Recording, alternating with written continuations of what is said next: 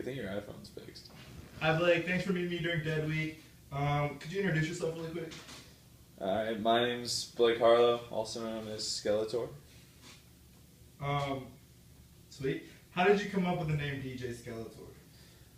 The name actually I did not come up with. It was kind of given to me by a group of friends. I had a near-death experience about 3 years ago. It caused me to lose a significant amount of weight. From that, them trying to make me feel better, they started calling me Skeletor, and instead of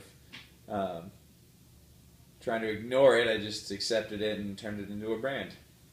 Awesome. So, as a DJ, what is it that you do? So as a DJ, I do a lot of different things. I produce music, I produce mixes, I play live shows. I also help other artists create sounds to go over, a lot of like vocalists that need sounds to play over, and stuff kind of in that realm. I focus mainly on the production side and then also on the live performance side. So how did you get started in the business of DJing? I started when I was a freshman in high school. The opportunity kind of came up and I took it. My high school needed a DJ for our dances, so I decided to do it. After about 4 years of doing that for different high schools, including my own, I started expanding it a bit more, kind of got more into the business side of things and learning how to kind of create a brand and a persona behind everything. And then from there, just been expanding progressively over the last 4 years, really focusing on the production side of things and trying to create my own personalized sound. Awesome. So you said you make a lot of your own personalized sounds. Where do you get your inspiration for these things?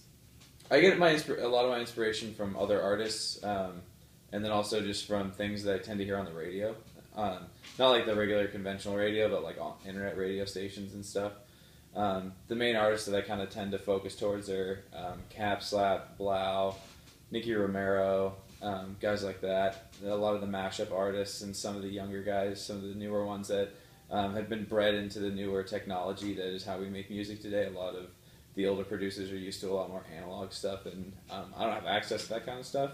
And so I've been in the new age of technology for producing, so working with what those people work with, using a similar format, that's where kind of where I draw inspiration for that. So that being said, what types of instruments and software do you use to make your mixes? So I use Ableton Live 9, and then a plethora of plugins like Massive and Synth. It's just all these different things that you use to collaborate and make sounds with different operating systems. I specifically focus more on, I use a lot more stuff that Native Instruments produces. I like their gear as well. When I perform live, I either use Tractor, which is Native Instruments' kind of headway, their like mixing software that they use for everything. Or depending on where I'm playing at, I'll also use a program called Rekordbox, which is what is an industry standard for the type of player that gets used. So starting from the beginning, you mentioned you did a lot of high school DJing. How did you get where you are today? I would say it'd be 50% hard work, 15% knowing people, and then was that 35% sheer dumb luck, I think, is a big piece of it. Just things kind of happen naturally. I think being a respectable person, a lot of people in the industry really water it down and are pretty interesting people. You have a lot of guys that are in it for the wrong reasons, and I think focusing on the reasons why I truly am into it has really been the thing that has kind of come through. Most people know me as a pretty nice person outside of the music industry, and I think that really perpetuates things. A lot of the guys that you see nowadays are so money invested or so fame invested that they kind of lose the value of what you're actually doing. And so I try to maintain knowing where I am and where my feet are grounded at. That way that doesn't become the person that I'm known as. Got you. So before we were talking, you mentioned that you just recently signed with a record label. What's the differences with being on your own and being signed with a record label? Yeah, so I signed with Blue Recordings up in Portland last year, about midway through the summer. The key difference is you have a lot more support. I have a team of people that I work with and a bunch of guys to go to for help and support.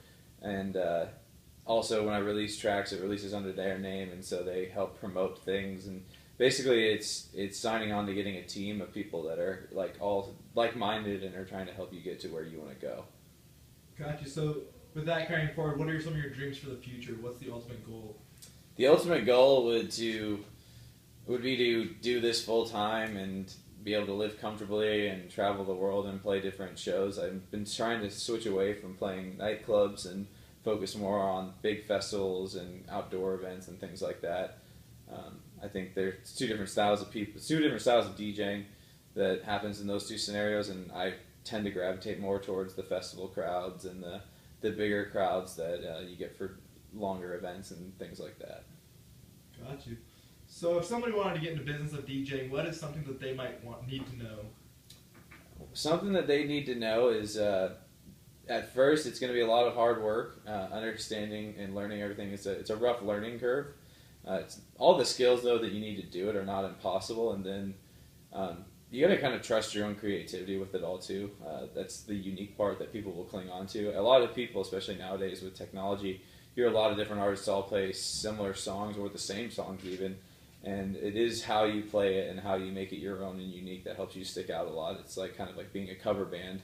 You have to throw your own nuances into things to make people really notice it. As well, too, the industry in itself is a very cutthroat industry, so sticking to it, trying hard, and supporting other people is kind of the key way to get into the groove of things and get yourself noticed.